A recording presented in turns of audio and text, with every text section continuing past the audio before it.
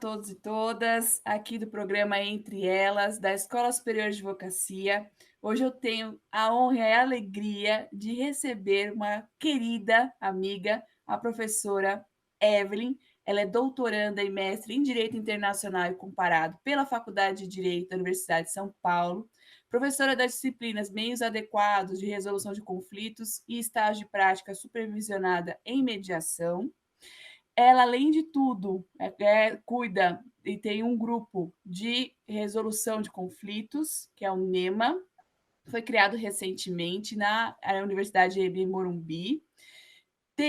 Ela é uma profissional de resolução de disputas, atuando em soluções extrajudiciais, métodos adequados de solução de conflitos, na área de Global Mobility, e também tem a perspectiva, é diretora executiva do Núcleo Paulista de Mediação e Arbitragem e consultora técnica da Câmara de Mediação e Arbitragem, especializada. Desenvolve pesquisa sobre os seguintes temas: hospitalidade universal, direito cosmopolítico kantiano, internacionalização dos direitos humanos, ADRs, solução pacífica de conflitos e projetos de paz perpétua. Então, um currículo mais do que incrível para uma pessoa incrível. Então, é uma honra e uma alegria recebermos a professora Evelyn, a primeira convidada do Entre Elas, do segundo semestre de 2021, e uma data muito especial, que é o 11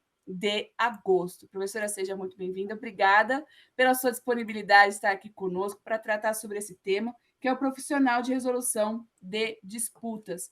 Um tema que frequentemente a gente lê, a gente ouve, tem essa perspectiva de fortalecimento, principalmente pós, o Código de Processo Civil de 2015, mas, além disso, a gente tem uma perspectiva internacional muito favorável a essa área. Então, para quem está nos ouvindo, para quem está nos vendo no YouTube, é uma possibilidade da gente aprender com alguém que não só estuda na teoria, mas aplica na prática. Mas a gente precisa entender o que, afinal de contas, são esses métodos, né, professora? Porque tem essa dúvida, ai, que lindo, acho muito bonito a mediação, a conciliação, a arbitragem, mas às vezes não há esse conhecimento sobre como eu aplico, o que realmente é. E o que a gente pode entender por esses termos, professora? Bom, Paula, antes de mais nada, eu queria agradecer esse convite honroso de participar desse projeto, principalmente porque é um projeto capitaneado por você, que é uma mulher que eu admiro muito. Então, já que é entre elas, estamos entre nós aqui.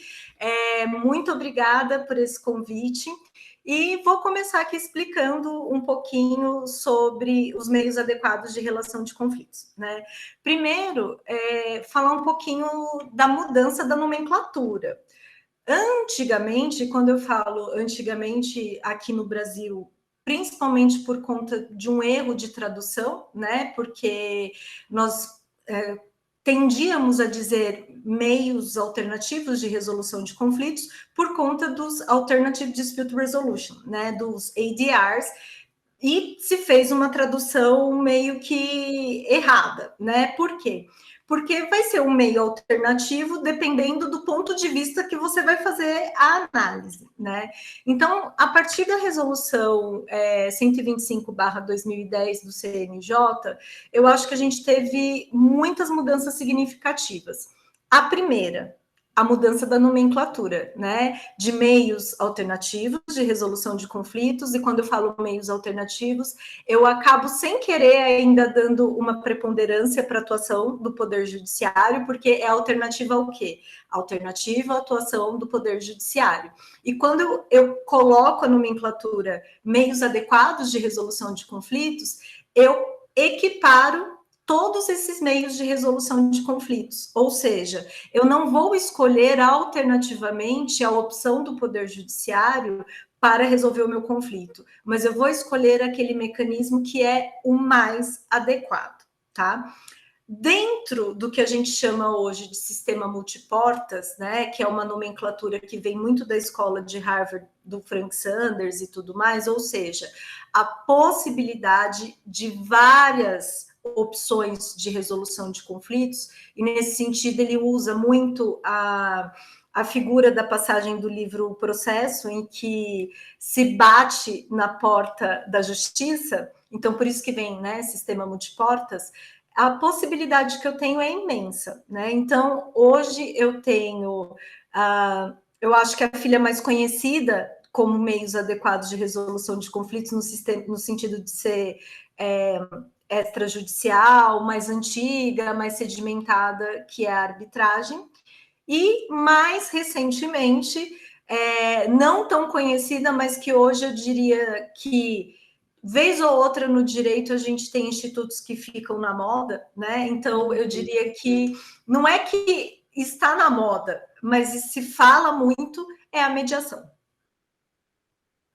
É verdade. A gente vê muito a mediação aparecendo como um grande meio, né, esse fortalecimento da mediação, mas precisa de formação jurídica para ser mediador, que também é essa grande questão que aparece, né? Pode ser somente o direito, é uma área só de quem é formado em direito, por que sim ou por que não? Também é uma outra dúvida que a gente sempre recebe. Bom, aí depende de qual mediação que você está falando. Se você está falando da mediação extrajudicial, que é a primeira mediação, quando a gente faz uma retrospectiva histórica da história mais antiga da mediação, percebe-se que ela não tinha nada de jurídica. Quando eu falo, por exemplo, da mediação no Oriente, quem era o mediador natural? Era a pessoa mais velha, era o idoso. Por quê? O princípio é o mesmo, né? Quando a gente lê a legislação de mediação ou a própria resolução 125/2010, diz que será mediador aquela pessoa que detém a confiança das partes. No Oriente, antigamente ou até hoje, né, a pessoa que detém a confiança das partes é a pessoa mais velha, né? Porque ela tem mais experiência, então ela vai ter mais habilidade na resolução dos conflitos. Tudo isso para dizer o quê? Né? Que para a mediação extrajudicial não é necessário nenhuma formação jurídica, né? Tanto é que ela é uma área multidisciplinar por excelência. Se eu for falar de outros tipos de mediação extrajudicial, como, por exemplo, a mediação escolar, né, que está ganhando bastante fôlego aqui no Brasil por conta das novas diretrizes do MEC e tudo mais, notadamente quem atua nessa área são os professores, são pedagogos, são psicólogos, né? Eu entendo que muitas das vezes, quando você vai fazer uma mediação familiar, ou inclusive se você for fazer uma co-mediação, ou seja, a participação de dois mediadores ali para tentar resolver o conflito, é muito salutar a presença de um psicólogo, porque não obstante todo mundo que me conhece, os alunos tiram sarro que eu falo, lá vem dúvida de direito de família, é uma área que realmente eu não gosto muito, porque eu falo que os conflitos de direito de família não são conflitos jurídicos, ou eles são conflitos econômicos, porque dizem respeito a pagamento de pensão alimentícia, ou são conflitos metafísicos, que nós não iremos resolver nessa vida, ou são conflitos psicológicos, né? Então, a presença de um psicólogo é importante. Agora, quando eu falo de forma mais específica da mediação judicial, ou seja, aquela que é praticada no âmbito dos sejusques, né? Aquela que é praticada no Poder Judiciário, aí sim eu tenho a necessidade de uma formação específica. Que formação é essa? Eu não preciso de uma formação jurídica. A lei apenas diz que você tem que ter 2 anos de formado de um curso superior. Então, um curso superior não precisa ser direito.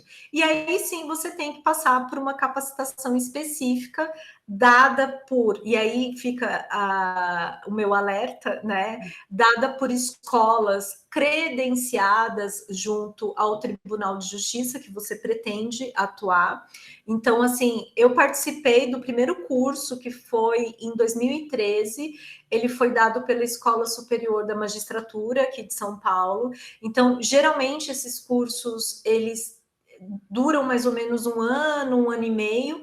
Você faz uma formação teórica e depois você faz um estágio obrigatório junto aos Sejusques.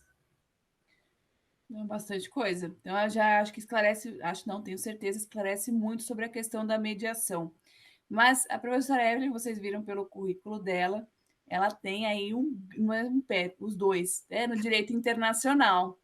E é também uma outra questão, né? Essa internacionalização desses meios adequados de solução de conflito, não só nas perspectivas de uma arbitragem, mas recentemente nós tivemos aí a Convenção de Singapura, fizemos até uma live no Instagram, né? Quem também não segue a professora Evelyn, recomendo fortemente, nessa perspectiva da internacionalização desses meios. Então, como que seria essa atuação? Qual é aí a relação do direito internacional com esses meios, para além da arbitragem internacional? Qual foi o impacto? Qual é esse impacto que a convenção ainda gerará? Que ela foi assinada, ela não foi ainda ratificada. Bom, eu, como bem você falou, eu não tenho um pé, eu tenho os dois pés e a cabeça, né, no direito Exato, tudo. internacional. Então, a primeira questão, e eu acho que aí vem a questão da eficácia de soluções extrajudiciais para o direito internacional, no âmbito do direito internacional, é que eu não posso esquecer que quando eu tenho uma solução de conflito judicial, ela é adjudicada por um Estado soberano, certo?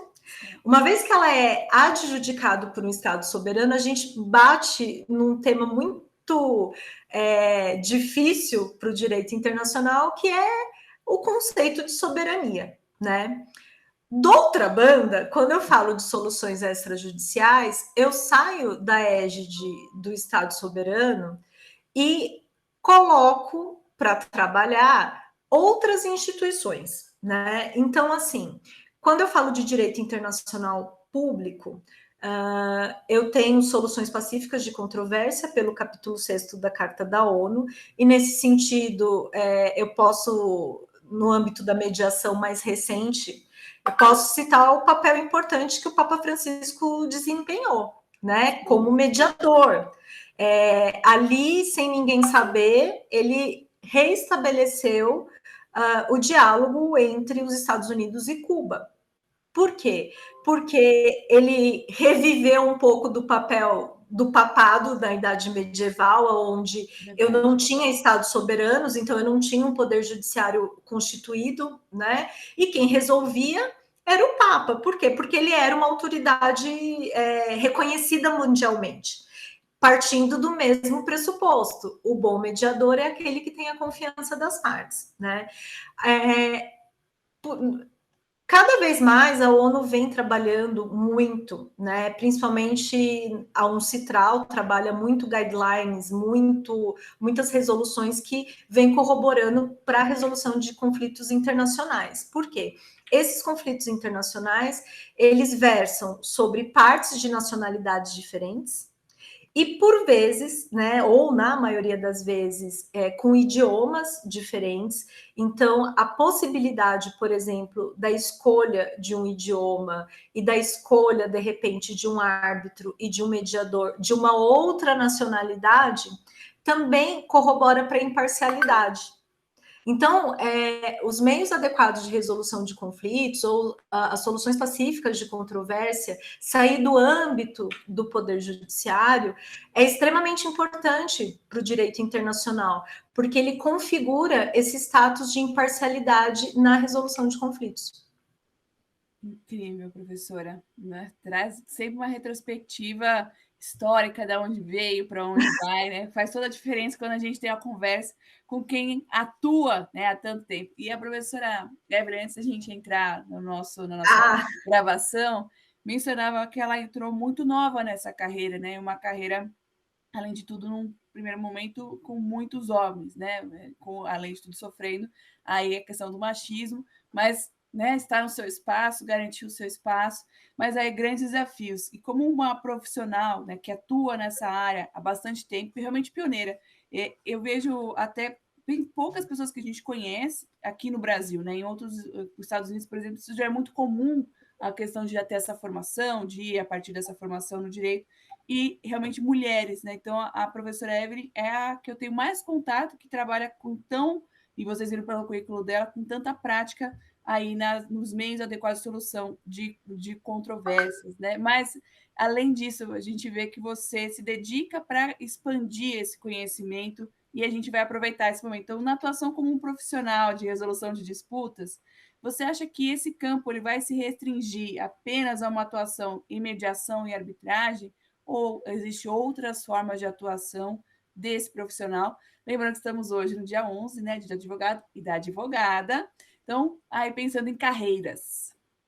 Bom, pensando em carreiras, eu acho que o profissional de resolução de disputas, e não estou nem falando num plano comparado, eu estou falando num campo nacional, tá?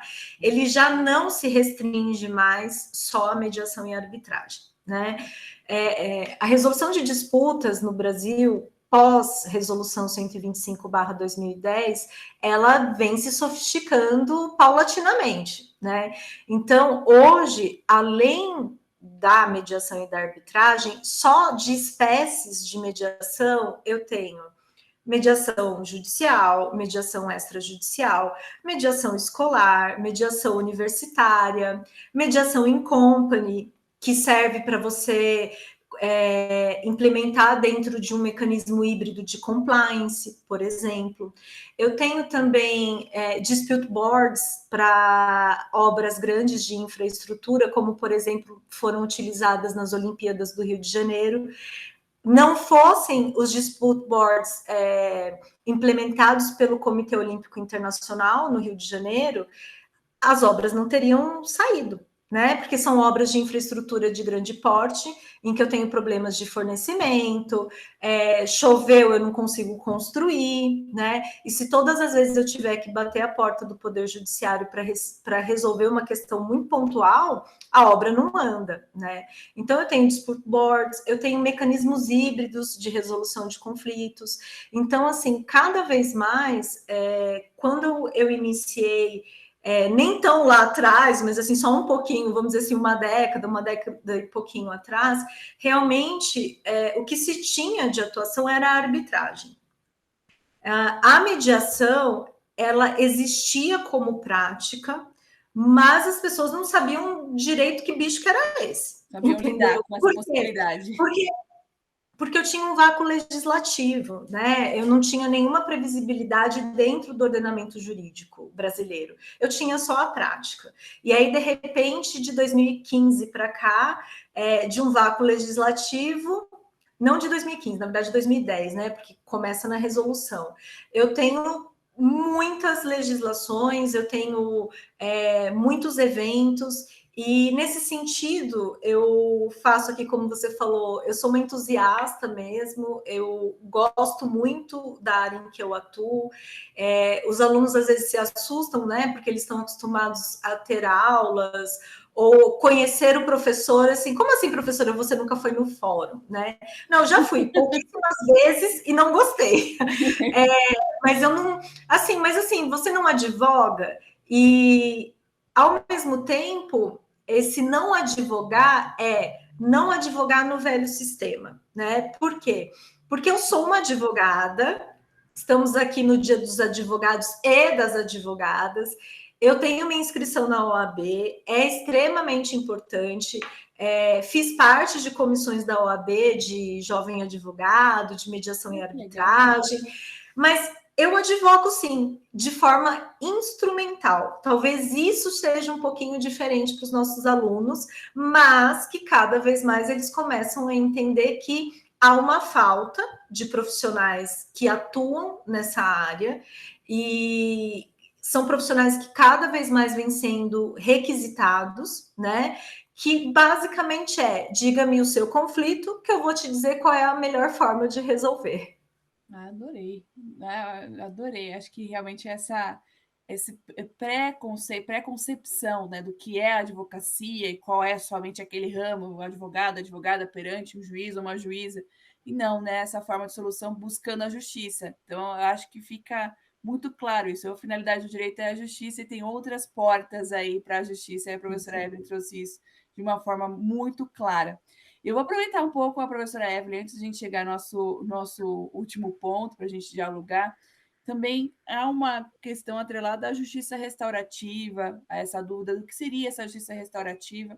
A gente tem visto, eu não sei se é por conta da minha atuação, não sei nesse ramo, mas eu vejo ainda uma atuação muito tímida na justiça restaurativa, poucos eventos falando sobre isso. Aí, não sei se eu estou nessa minha bolha, mas eu ainda vejo, há um diálogo maior, na minha graduação não tive, mas eu vejo ainda algo muito tímido sobre a justiça restaurativa. E o que ela significaria? Né? Eu também se perguntar, ela estaria nessa questão de resolução de disputas ou não estaria? Não, ela estaria, e aí, se você me permite, eu vou dar dois vieses, né? Vamos dar um no âmbito internacional e um no âmbito nacional. Tudo que diz respeito a processo de diálogo, então eu posso colocar justiça restaurativa, comunicação não violenta, atuação colaborativa, tudo isso faz parte da resolução de disputas, tá? O que acontece? A justiça restaurativa, como você fala, eu sempre dou a retrospectiva histórica, não adianta. Eu devia ter feito história. Também não é invenção da roda, né? Vem quando a gente estuda justiça em Aristóteles, que a gente vai estudar justiça distributiva, justiça corretiva, justiça retributiva e justiça restaurativa. Não existe como que eu vou te dizer assim, um conceito único para a justiça restaurativa. A forma que eu costumo passar vamos fazer uma análise do termo, né? Se é restaurativa, é restaurar ao quê e o quê, né? O Aristóteles, na verdade, ele parte do seguinte princípio: será que ocorrido um conflito de uma determinada natureza, no caso da justiça restaurativa, tem muito a ver com o fundo criminal, né? Mesmo nos primórdios com o fundo criminal. Será que eu consigo restaurar o status quo ante? E aí, professora Paula, eu vou utilizar os nossos franceses mais recentes. Então, a gente pode usar o Garapon, que fala: será que a gente consegue reparar o irreparável? E vão de Derrida também: será que a gente consegue perdoar o imperdoável? O que acontece na justiça restaurativa, né? Existem determinados conflitos, por exemplo, crimes contra a humanidade, genocídio, ou um roubo seguido de morte, que são situações extremas. E que talvez eu não consiga voltar ao status quo ante, ou seja, a situação que era antes desse conflito acontecer na vida da pessoa, certo? Então, no âmbito internacional, e aqui, pelo amor de Deus, você me interrompa, porque a especialista em sistema interamericano de direitos humanos é você. Qual que é a forma que a justiça restaurativa, e quem está falando isso não sou eu, é o ECOSOC, desde 2012, em uma resolução de número 2002, que começa a implementar tanto no sistema das Nações Unidas para reverberar depois nas organizações de atuação regional, processos restaurativos. Então, o ponto similar, tanto no internacional quanto no nacional, o foco da resolução de disputas na justiça restaurativa não é a resolução do conflito em si. Você não vai conseguir resolver um genocídio. Você não vai conseguir resolver um roubo seguido de morte, sendo que o seu parente morreu. Então, o foco da resolução de disputas não é no resultado, é no processo. E nesse processo, o foco vai ser no emocional e no psicológico. Uma vez que eu não consigo reparar o irreparável, o direito, na verdade, não é uma ciência muito sofisticada. Ele só consegue te dar, basicamente, duas respostas. Uma resposta muito primitiva, que é privar a sua liberdade ou retirar algum dos seus direitos, e uma outra que é mais utilizada na modernidade, que é te dar dinheiro. Então, o que acontece na justiça restaurativa? Os acordos restaurativos, eles versam sobre reparações, e aí você pode com muita maestria, falar bem melhor do que eu, as questões das reparações no sistema interamericano de direitos humanos, desde você erguer um monumento de memória para que você não esqueça o que foi feito e assim por diante. Eu posso pagar indenizações, tá? Trazendo um pouco para o âmbito nacional, a aplicabilidade da justiça restaurativa aqui no Brasil basicamente se restringe à justiça para menores infratores, ou seja, a justiça juvenil. E nesse sentido, seria um processo de reconciliação do ofensor com a vítima, né? Então, assim, não é fácil. Não é, porque assim, a gente está lidando. Uma coisa, quando a gente estuda natureza dos conflitos, uma coisa é uma natureza de um conflito econômico, do consumidor, do direito do trabalho. Não estou dando menor importância para eles, né? Porque só quem está dentro do conflito pode falar isso. Mas quando eu desloco isso para a seara penal, é difícil, né?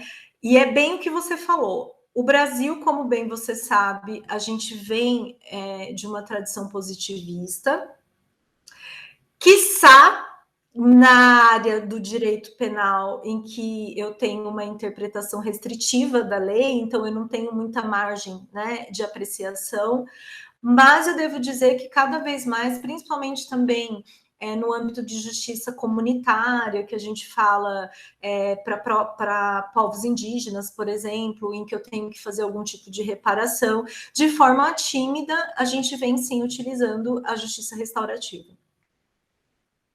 Eu achei, uma explicação brilhante. É interessante ver como ouvir alguém que tem essa visão prática é diferente do que eu aprendo sobre a questão de justiça restaurativa, de muita coisa que eu leio sobre, né? Mas essa visão, já trazendo uma diferenciação junto com as outras formas de resolução de disputa, deixa o conceito muito mais claro.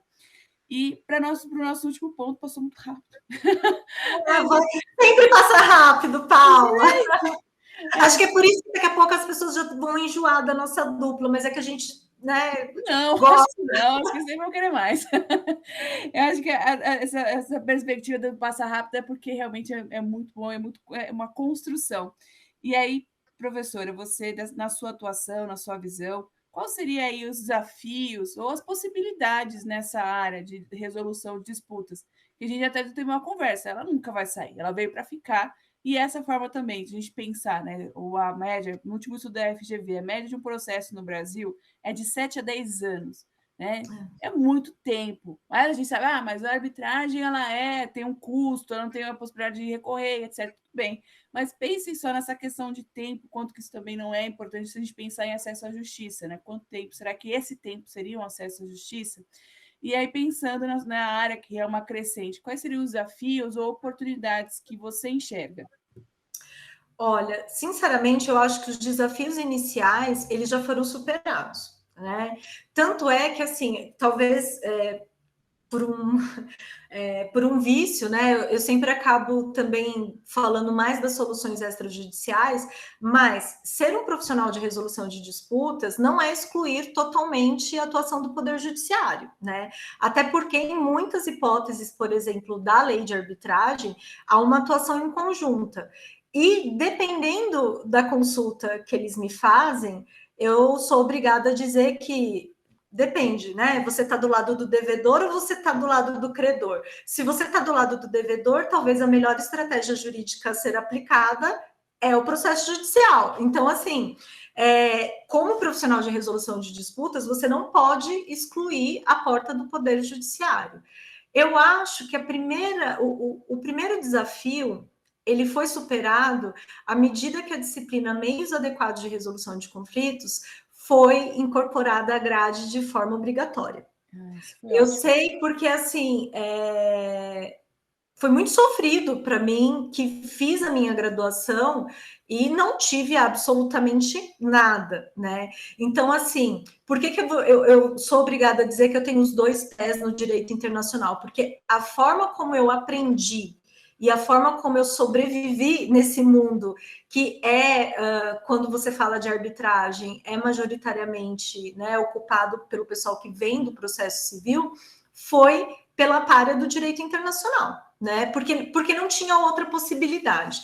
Então, o primeiro desafio foi exatamente incorporar meios adequados de resolução de conflitos, prática em mediação, conciliação e arbitragem na grade da graduação. Por quê? Porque isso faz com que o aluno, ao se formar, ele tenha uma outra visão do direito. Ele vê que ele não precisa ser um litigator, ele não precisa trabalhar só de forma adversarial, ele pode trabalhar de forma preventiva, ele pode trabalhar de várias outras formas. Então, assim, o primeiro desafio para mim foi vencido.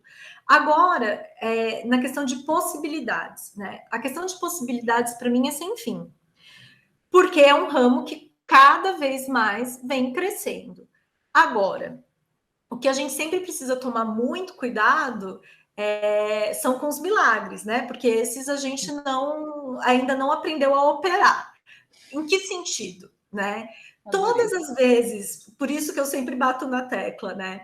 Todas as vezes que algo está muito em voga, né? E nesse sentido, se a gente for chamar agora alguns institutos jurídicos que estão na moda, vamos colocar mediação, compliance, agora a questão da LGPD, aí todo mundo fala, não, é essa área que eu quero atuar. Não, precisa tomar cuidado, né? Por quê? Primeiro, eu preciso me preparar, né? Eu preciso entender e outra, né? Eu preciso ver se eu tenho características pessoais e eu tenho vocação para atuar naquela área. Eu costumo dizer para os alunos que assim, eu não escolhi essa área. Eu fui meio que escolhida por negação. Por quê? Porque eu não tenho habilidade nenhuma.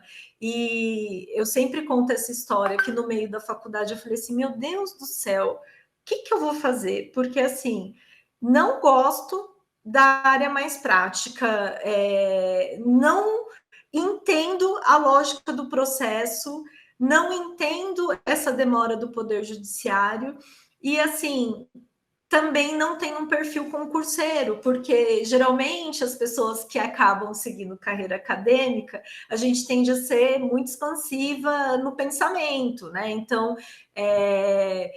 eu não sou a melhor pessoa para fazer prova de múltipla escolha, esse tipo de coisa. Então, eu tinha uma análise muito clara das minhas habilidades e das minhas não habilidades. Então, por isso que eu falo que eu fui escolhida, né? Eu não escolhi. Então, eu preciso ver, de repente, se eu tenho um bom potencial adversarial, se eu sou uma pessoa que sou um bom litigante, é melhor eu continuar no contencioso, né? Então, eu acho que a primeira análise que a gente tem que fazer quando vai seguir uma carreira, e aqui vamos fazer um momento de declaração de amor ao direito, né? Eu faria direito de novo, se perguntassem, né? Na verdade, a gente nunca parou, né? Porque faz graduação, mestrado, doutorado, não sei quantos cursos fora, enfim. Mas hoje eu me fiz essa pergunta: será que eu faria a graduação em direito? Com certeza eu faria, porque é uma graduação que ela é ampla e ela é generalista, só que você tem que se conhecer. Você tem que saber se você atua, por exemplo, se você é uma pessoa que não gosta de lidar com pessoas, por exemplo, porque conflitos envolvem pessoas. Então, eu sou uma pessoa que prefiro ficar no computador, eu sou ótima no consultivo, eu prefiro minimamente trabalhar mais com números. Você não é a pessoa para trabalhar na resolução de disputas, porque muito da resolução de disputas, muito do repertório da resolução de disputas, eu falo que são elementos extra-direitos. Tem o elemento de direito, lógico, né? A gente está dentro do direito, mas são pessoas, né? E quando você lida com pessoa, tem efeitos surpresas. Então, se você não gosta muito de lidar com pessoas, talvez não seja o seu campo, né? Mas assim, os desafios, eu acho que eles estão no sentido de que você tem que se capacitar e tem que se analisar e se conhecer e saber se você é uma pessoa que é talhada para isso, entende? Eu acho que o começo está aí. Brilhante, traz uma visão realista sobre a escolha de carreiras, que realmente há esse perigo, está agora na uma área X, é uma área de moda, vou entrar nessa área. Analisar o seu perfil é a garantia de sucesso, né? Se conhecer, já dizia Sócrates, né? Conhece-te a ti mesmo. Conhece-te a ti mesmo, exatamente. Então, acho que isso diz tudo, e realmente vejo a carreira da professora Evelyn. Eu tenho muito orgulho de ter uma mulher como a professora Evelyn nessa área. Eu acho que a gente tem que valorizar realmente mulheres que estão nessa área. E quando eu a chamei aqui por Entre Elas, ela prontamente falou: sim, vamos fazer. E é justamente essa perspectiva de espaço com a visão de uma mulher nessa área, que é uma área crescente, que uma área que, no primeiro momento, com predominância masculina, e ela está aí para mostrar que há espaço para mulheres. E acho que esse é o recado que a gente gostaria de dar hoje, no dia 11 de agosto. Eu gostaria de agradecer novamente pela sua participação. Eu que agradeço, Paulo, o convite. E, na verdade, a gente estava conversando um pouco sobre isso, né, de algumas críticas ou o porquê do Entre Elas, e já que é entre elas, é o nosso espaço e é o nosso lugar de fala, quando eu comecei, a arbitragem até hoje é um ambiente majoritariamente masculino, né? Recentemente eu participei de uma arbitragem. Na arbitragem a gente conta o milagre, mas a gente não conta o santo, em que eu tive o grande privilégio de ser secretária. E a presidente do tribunal arbitral era a professora Selma Lemes, uma das autoras da lei de arbitragem. E quando eu olhei a sala, eu contei, estávamos em 12 pessoas, e só eu e a professora Selma Lemes éramos as mulheres. Então, assim, a arbitragem, o quadro vem mudando, mas ainda é predominantemente de atuação masculina.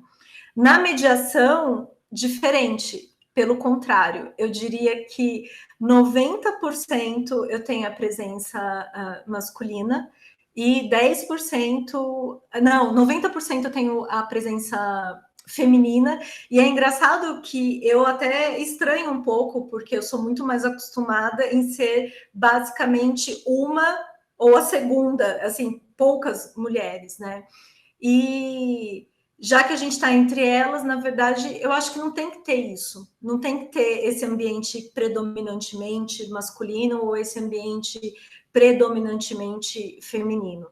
A gente tem que estar em todos os ambientes, é assim que tem que funcionar.